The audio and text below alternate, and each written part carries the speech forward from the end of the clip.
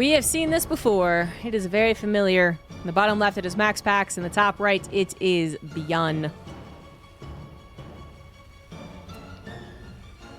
You know, I think there's a command. There's a shortcut somehow. Not that one. There's a way to show the clan, I think, on the title, which would help with the who's the barcode thing, but anyway. Beyond vs. MaxPax happened 3 times last week in the Open Cup. 1 best-of-3 regular, and then 1 best-of-5 finals, and the follow-up best-of-3 that happened because they... whoever was in the lower bracket won, MaxPax, I think. Yeah, so they played a lot. They play a lot in general. Honestly, I'm guessing this is one of the reasons Clem has stopped playing in the Open Cup, so I'm not putting words in his mouth, so just to be clear, this is my guess, not what he has said. But MaxPax is almost always guaranteed to be playing, and then there's almost always a Terran that matches up against him later on in the tournament. So you're almost always facing a Protoss who's very, very good in the finals, or even the semifinals and the finals again. And frankly, it gets repetitive. I think it gets more repetitive for the Terrans than it does for the Protoss. I would say because MaxPax is more commonly in the finals, actually, than the opponent, you know what I mean? Like, he's in the final. He might not win all the finals, but he's more commonly in the finals, you know, than the opponent, whoever, if that's Clem or Bjorn or Raynor, or whoever it is. And then also, let's be real, in the last 6 months, this matchup has been pretty bad for the Terran. I think most Terrans have gotten very frustrated with the matchup, even if they don't have a terrible win record in it. Even if they do match MaxPax specifically on win record, it still feels more frustrating. Beyond, though, kind of matches MaxPax's energy, I feel like, as far as just being an online grinder. I mean, I don't know if anyone can actually truly match Bjorn's energy. Bjorn is the original. He is the OG grinder. He was playing in, you know, North America, Europe, Korea Cups, you know, 5 days in a row, 3 weeks out of the month. You know, he was insane. And he still is pretty insane. So I don't know if anyone can truly match him. But if there was one person to be as consistently in an Open Cup as MaxPax is, it would be Bjorn. And so they're facing each other all the time because no one's taken out Bjorn so far, although people have obviously tried. It is going to be a 3 Reaper, 2 Hellion opener, at least. I don't know if he's going to go for more than that. And the Adept of MaxPax is yet to see it. Otherwise, you know, Factory Expand versus the typical Nexus Expand here. No big news.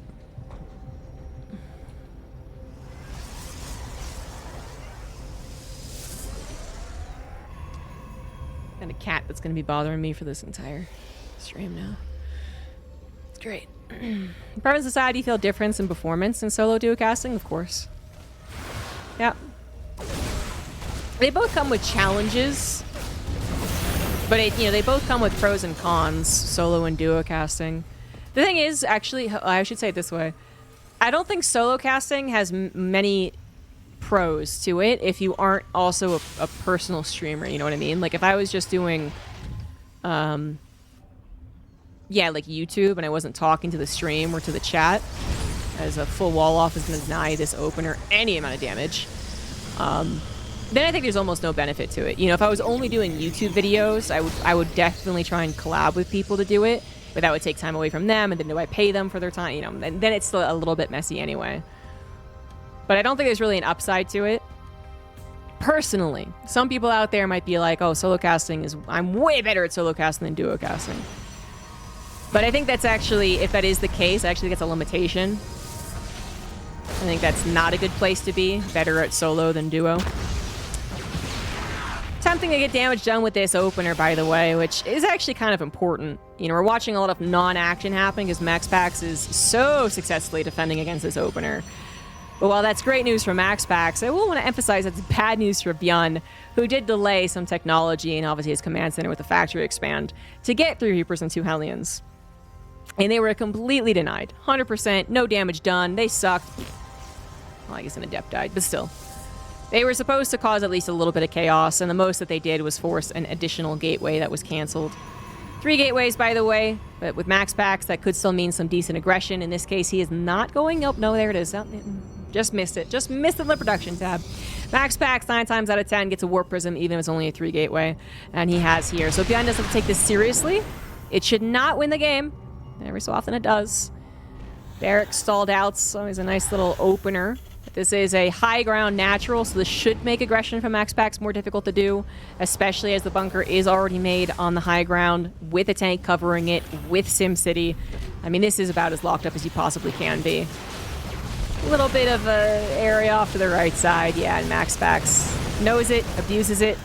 It's a cancel on a reactor, which is a little expensive. May try and dip into the SCV line. You know there's on a Cyclone out, so there's very little chance the Warp Prism would die. Not gonna bother. 3 tanks were made, by the way, but that is going to be it. Now moving on off. Observer cannot go into surveillance mode. I see I still get a lot of people talking to me about the Observer mode. I just answered a YouTube comment today, actually, where someone was arguing that the upside of surveillance mode now having more range was not good enough for it to be uncloaked at the same time. I'm gonna try and lay it as bare as possible here on a, you know, on a cast so that it can be found, it can be archived. I actually am totally fine with the Observer change. I do not have an insulted feeling that its identity has changed. I have never cared that much about the Observer's identity. I do think that it deserves a downside for having the range that it does and the no F2 problem that it does when in its surveillance mode. But I also have to believe that it's just not that much of a nerf. You still can have a non-surveillance mode OBS doing exactly what it did before. Here it is doing it. Look at it. Look at it. It's still pretty fucking effective, but you still have the potential defensive surveillance mode observers right here, covering so much area more than before, while being, yes, uncloaked, but very unlikely to die. So I am totally fine with the Observer change. 100%. And I think that MaxPax is a great example as to showing how it has changed his PvT. In no way whatsoever. Okay, not in no way. He would have surveillance mode at that Observer. Yes, that is true. But I really think otherwise. The lack of surveillance mode right there that wouldn't have changed it being scouted and killed. Just would have made it easier. Wouldn't have been able to move. It being scouted and killed would have happened either way, so his decision to rebuild it or not happens either way. Does he get just a little less? Does he not see that third command center? Maybe because it was in surveillance mode? I guess, but then just move the fucking Observer before it gets scanned. I mean, come on, don't be lazy. Unfortunately, that Warp Prism, not super effective. 5 probes went down, which is what I was going to look at, but the Warp Prism was supposed to do a little counter damage. It did not. I think maybe the Reapers went in or something? Not sure why the probes died. But yeah, that was a nice setup. The Vikings had popped out, the missile turret was built, the Warp Prism does nothing, which means also that on the front lines, Beyond can now focus entirely on defending against this Storm push, as Storm was researched first and foremost. This is the new updated Storm, the one that lasts an okay amount of time, has a bigger range, and over the full amount of time does more damage, but burst. That is to say, the damage done before the Terran gets the hell out of there is a little worse. And that is what we're seeing right now. Third CC is going to have to lift, but it does look temporarily. Zealots get into the natural, where the SCVs are forced to be pulled into the tank fire too, so this is actually just really bad for the SCVs. Really, really bad for the SCVs. Oh, one of those decisions made in the heat of the moment, when you know the army could be sharking around for an engagement, and you're prioritizing watching the front army over the harassment. So in a split second, you just pull the SCVs. You're like, they're going to die. I know they're going to die. It's not going to be great, but it's better than nothing. But it is so painful to see 13 SCVs die to that, because the tank helped. And unfortunately, what was also really painful is that we could see MaxPax was already disengaging. Beyond was ready for another fight, potentially. It wasn't happening. He could have focused a little more on that, but it's just not something he could have known about. Not until the sensor tower was up, anyway. Now the sensor tower is up. Next time MaxPax retreats, he can make some more informed decisions.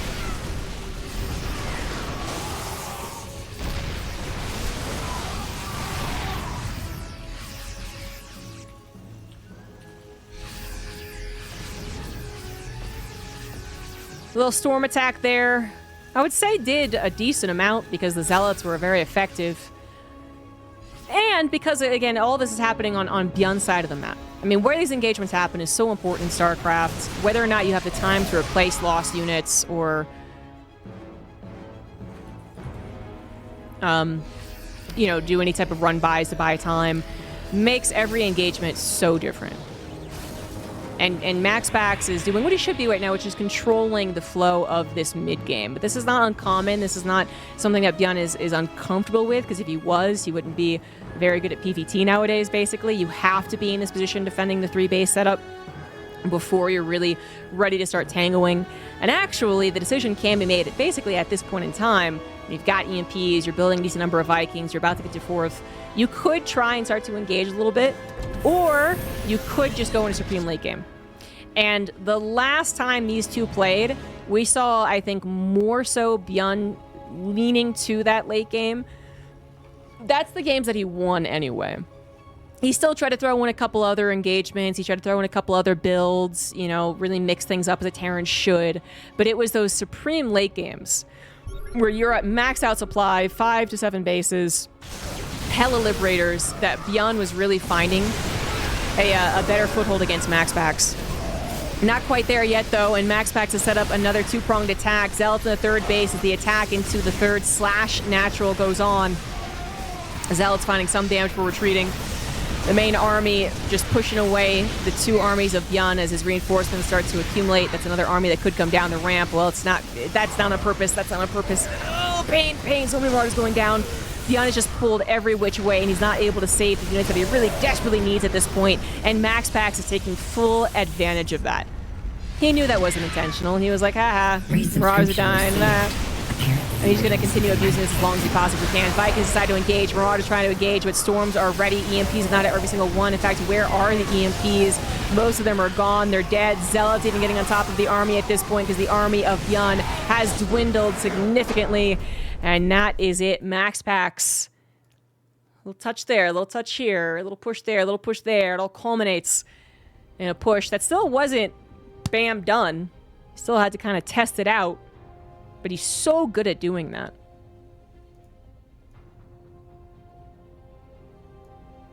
Jed Tian, thank you for the 55 months.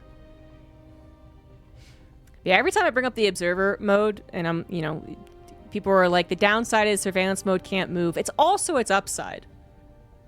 And I feel like both are valid. It is a downside, sure.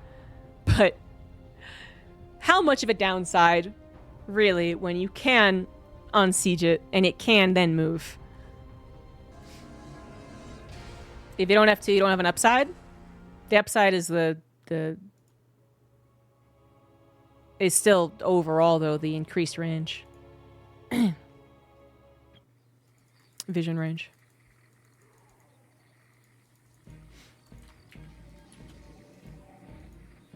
I mean, it usually goes like this. I say it has increased vision range defensively, and then someone says, but it can't move. And then I say, well, that's also its upside. But if you take it away because you're really good at not F2ing, you're like amazing at not F2ing, good for you, it still has the upside that it has more range. Game number 2 here is going to be on Maganatha. Top left, MaxPax. Bottom right, Bjorn. MaxPax, I mean, that was a game that was played so... I'm going to use the word delicate. I say delicate, then we picture in our brain Storms getting slapped down, Colossus being bullies, Zealots running into SED lines. It doesn't feel delicate. It feels like some Protoss assholery is going down. But actually, I would still use the word delicate from me, just because MaxPax really, I think, was the prime example, was the front runner for what a persistent Protoss army could do, rather than what we, I think, had typically thought of for Protoss, which was very bursty. You get a death ball and then you burst. You get a death ball and then you A-move or A-Protoss. And then the Terran or the Zerg are the ones trying to split and EMP and do whatever hell, right? Which is not always been very fair to Protoss, but anyway. But it's kind of the stereotype, right? But I feel like MaxPax was there showing that just being persistent was better than being bursty. Now, when there's a time to go ahead and just A-move into the Terran, he does it. When there's a desperate moment for him, like there was in last week against Bjorn, where he had to go right then and there or he was going to lose the game, he'll do it. But when it's a kind of a chill game, shall we say, like you're both doing the things you're supposed to get in the mid and late game, he is so persistent. He's just on the front lines, pushing the front a little bit, harassing the main, harassing the third, pushing the front. Didn't work, do it again. At some point, this Terran's going to mess up in one place or another, and then that's when I'm going to strike. It's really... When you can see what... And it's not MaxPax, you know? When you watch some other Protoss who are a little more of the bludgeoning hammer type of Protoss, and then you see MaxPax right after, I feel like that's when you can really appreciate it. But that was one of those games where I feel like his style just ended up working perfectly. It was... Every touch just did the right amount of damage, and Bjorn folded, not in a bang, but with a whimper, you know. So for MaxPax, do it again. Great, fantastic. For Bjorn, probably just not have those SCVs lost, right? The SCVs don't get lost. He can invest into a bit more of either the units or the infrastructure that gives him units. Then he has a bit more to work with as far as the defense of that final push goes. And it could be big enough difference that when Bjorn decides to go, he is not down by 20, 30 army supply. He is at an even army supply with a pretty much equally good army. And then he pounces on the Protoss army, which is vulnerable. It did not look vulnerable in the last game, but it actually is. When a Terran matches its strength, gets a bit of a concave, gets those EMPs, and a Protoss army is actually quite fragile. We got ourselves a different opener as well. Let's not forget that last game didn't start off particularly good for Bjorn, who went for an aggressive opener that was completely shut down. He instead now goes into the 1 Rax expand, I'm pretty sure it was, and then the Reaper, easy peasy, wouldn't mind drop. Most standard things you could do. In MaxPax, he does go into 3 gateways again. This time, double checking before I say it. He does not get a Warp Prism because he has no Robo. That would have been an easy call. Yeah, it does go into the Roboless way of playing. So you still have 3 gateways, which is a decent amount of warp ins if you do have to defend, if you see something going wrong. How do you see something going wrong? Not an observer, of course, but with hallucination, which you built. But if nothing's going wrong, you still get this 3rd gateway, or Nexus, excuse me, with the 3 gateways. And it's still pretty quick. And then the Robo and what it can give you as far as observers and immortals, that could be held off. As long as you don't see something like maybe Cloaked Banshees on the way. And that is not what Bjorn is doing. Well, Bjorn is researching something from that tech lab, which MaxPax did see. It's not Cloak. It's little pinwheels here, which he's been doing. The Hyperflight rotors, much faster upgrade at this point. It's not cheaper, but it is much faster by 40 seconds or something. And Bjorn has been experimenting with this from day 1 of the patch. He was experimenting with this. I guess again, I'm just guessing, I've never asked him directly, but I guess the idea is that it's more microable, so while it doesn't have a cloak where it could easily kill 20 probes if they didn't have an observer. Realistically, how often does that happen? The Protoss is supposed to be able to scout with hallucination, then it would prioritize an observer and shield batteries, of course. And then the Banshees, the cloak hardly ever comes into effect. Hardly ever. Last week there was a game where Cloak Banshees did kill 30 probes. But it's not supposed to happen. But Hyperflight rotors aren't so much a gimmick. I mean, it is kind of gimmicky, but it's not so much okay, you have an observer, you don't have an observer. It's not a simple check mark. This is more of like, well, are you in place with your army? Can your army reach my Banshees? Do they get blocked by this pylon? Do I kill 5 probes where these stalkers blink on over? And then can I escape because my Banshees go vroom vroom? I get the idea so far. Execution-wise, I haven't been too impressed by them, but I could see how it's better.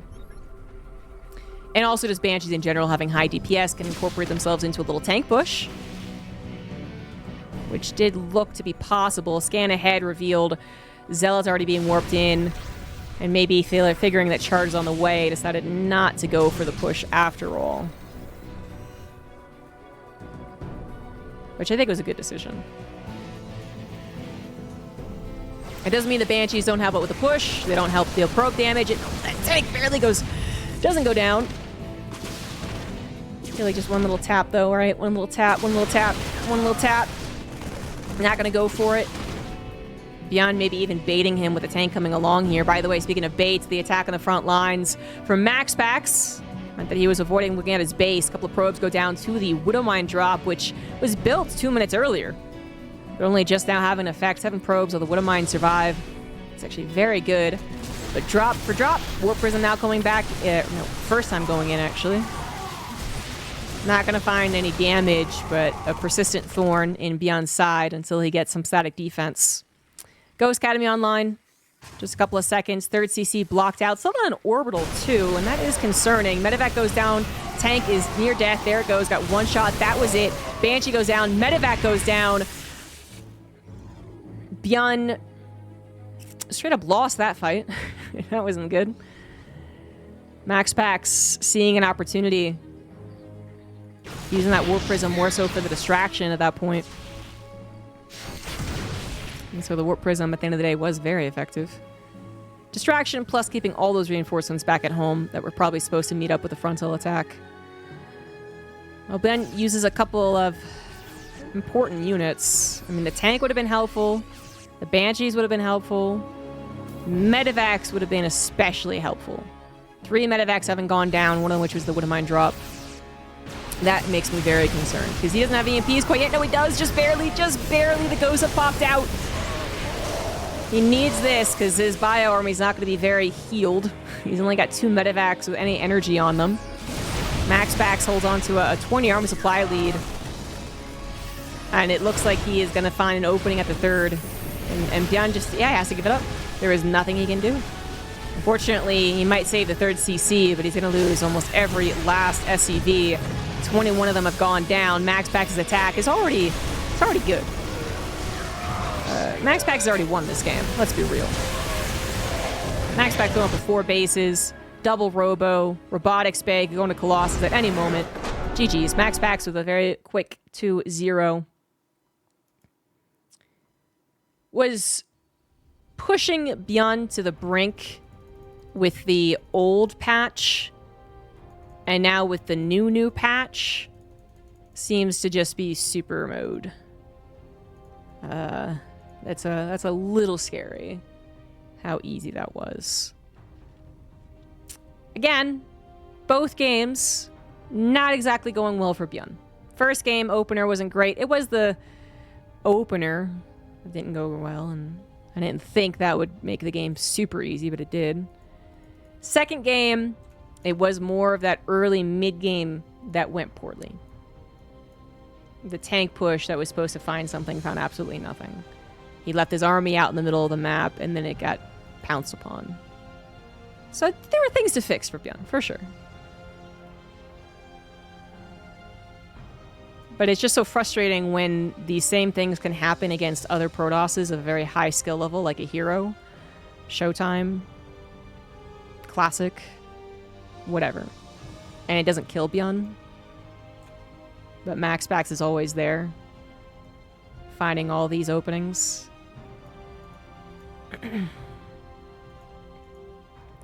Raynor forfeited the lower bracket, by the way, so Skillus went on to face Shin, 1-0'd him. And now Beyond versus Skillus will be a best-of-1 lower bracket final.